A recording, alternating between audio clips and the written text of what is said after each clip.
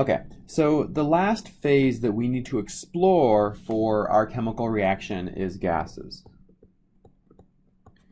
Okay, and in many ways, gases are simpler than solutions.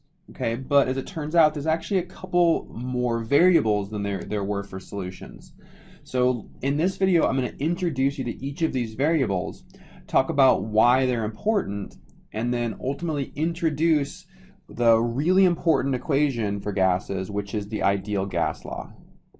In the next video, we're going to see how this ideal gas law can be used in stoichiometry problems to help us figure out how many products are made in a chemical reaction that happens in the gas phase. Okay, so the idea with a gas, and specifically we're thinking about this, they're called ideal gases. So when we're thinking about ideal gases, they are these are molecules that are in the gas phase, right? And they're moving around. Things in the gas phase have a lot of energy, they're moving around, and anything in motion we know has kinetic energy. Okay, right? So remember, that's kind of how we define kinetic energy, is that's energy in motion. Okay, so the idea is that these gas molecules can strike surfaces, and when they do, they bounce off surfaces without interacting with the surface. Okay, this is what makes them ideal, is when they have collisions, there's no energy transfer. They just bounce off. Okay, so when this gas molecule strikes the surface of our flask, it bounces off without interacting with it. If these two gas molecules were to bump into each other, they would bounce off of each other in a way that they don't interact, they just bounce off. Okay, so the important variables for gases, okay, are pressure. Pressure is a measurable variable of a gas, and in a later video we're going to explore this idea of pressure a lot more.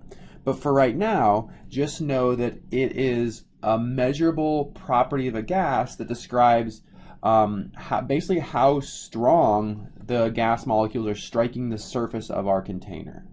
Okay, so pressure for our purposes right now is going to have the unit of an atmosphere. Okay, and we abbreviate this ATM. So this is going to be the useful unit of pressure for this section of the lecture, of the course. Okay, so pressure is one measurable. Another one is temperature. Okay, and so temperature we're going to want to make sure that we're using in Kelvin units. Okay, and remember, Kelvin has a capital K as a symbol. Okay, so if you know the temperature in degrees Celsius, make sure that you convert that to Kelvin.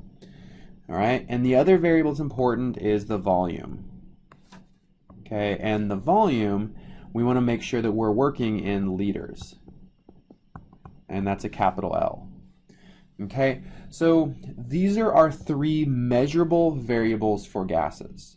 Okay, you can measure the volume that a gas is confined in, you can measure the temperature that this gas is at, and you can measure the pressure the gases are at. Okay, and the reason that I very specifically pointed out units, liters, Kelvin, and atmosphere, is because a useful equation that relates these three variables is called the ideal gas law.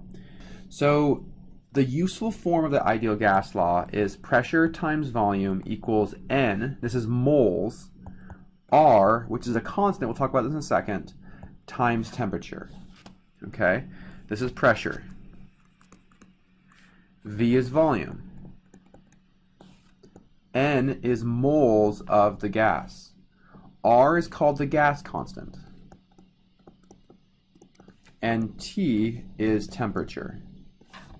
Okay, the gas constant has a value of 0.08206, and the unit is liter atmosphere per mole Kelvin.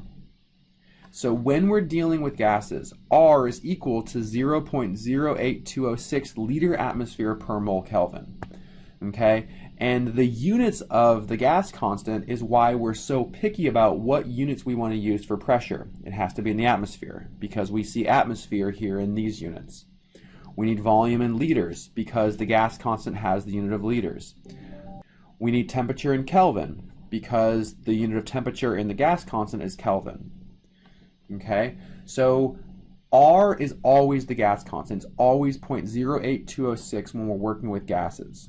Okay, so if you know the pressure, the volume, and the temperature, the three measurable properties of a gas, then this allows you to calculate the moles of an ideal gas. Right, so rearranging the ideal gas law, moles of a gas is equal to PV over RT. Okay, so if we know the three measurable properties of pressure, volume, and temperature, we can use the ideal gas law to calculate how many moles of a gas we have. And as you might imagine, this is really useful if we're trying to figure out how many moles of a reactant in a chemical reaction. And that'll be the focus of the next video.